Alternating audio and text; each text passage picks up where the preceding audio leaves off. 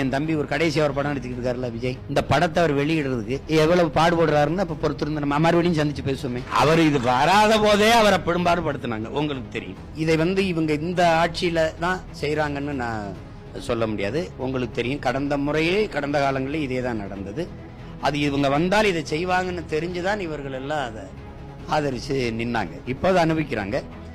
அதுல இந்த திரைத்துறையின் மட்டும் இல்ல, பெரும்பாலான வியாபாரங்கள், நில வணிகமாகட்டும், ரியல் எஸ்டேட், அதான் நில வணிகம், இந்த போதை செய்ய தொடங்கிட்டாங்க. இப்ப அது உங்களுக்கு தெரியாது.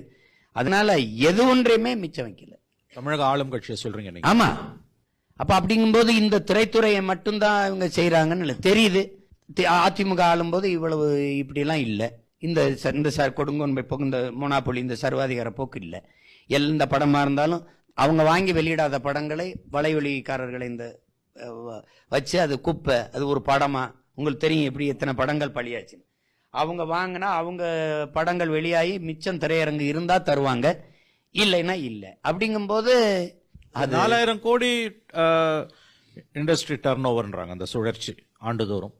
அதை ஒரு குடும்பம் அரசியல் மேலாதிக்கத்தின் சார்பாக கட்டுப்படுத்துவது என்பதும் அந்த குற்றச்சாட்டும் ரொம்ப தீவிரமான ஒரு குற்றச்சாட்டு இல்லையா? அப்ப திரைத்துறை ஏன் அமைதி காக்கிறது? வழி என்ன இருக்கு? இப்ப நான் பேசுறேன், இதே ஒரு திரைப்படத்துல இருக்கிற இப்ப நடிச்சு கொண்டிருக்கிற ஒரு தம்பி, ஒரு நடிகரோ, ஒரு இயக்குனரோ, ஒரு தயாரிப்பாளரோ பேசுனா அவர் படம் எடுக்க முடியும்னு நினைக்கிறீங்களா? எடுத்தா வெளியிட முடியும்னு நினைக்கிறீங்களா? இப்ப நீங்க நம்ம 2 பேரும் வெளிப்படையா பேசுவோம். இப்ப என் தம்பி ஒரு கடைசியா ஒரு படம் எடுத்துக்கிட்டு இருக்காருல்ல விஜய், இந்த படத்தை அவர் வெளியிடுறதுக்கு எவ்வளவு பாடுபடுறாருன்னு அப்ப பொறுத்திருந்து நம்ம மறுபடியும் சந்திச்சு பேசுவோமே. அவர் இது வராத போதே அவரை பெரும்பாடுபடுத்தினாங்க, உங்களுக்கு தெரியும். அப்போ அவருக்கு கூட நான் ஒருத்தர் சண்டை போட்டே இருப்பேன் அவருக்காக. இப்ப இந்த மோசமான நிலைமை இந்த ஒரு விஷயத்துல மட்டும் அதிமுக ஆட்சியில இந்த அளவு மோசமா இல்லைன்னு நீங்க சொல்றீங்களா? உறுதி அம்மையார் ஜெயலலிதா இருக்கும்போதோ, எடப்பாடி இருக்கும்போதோ அவங்க இதெல்லாம் இது இருக்காது. வாடகை வாய்களை வச்சுக்கிட்டு கண்ணா பண்ணான்னு கொச்சையா விமர்சனம் பண்றது இருக்காது.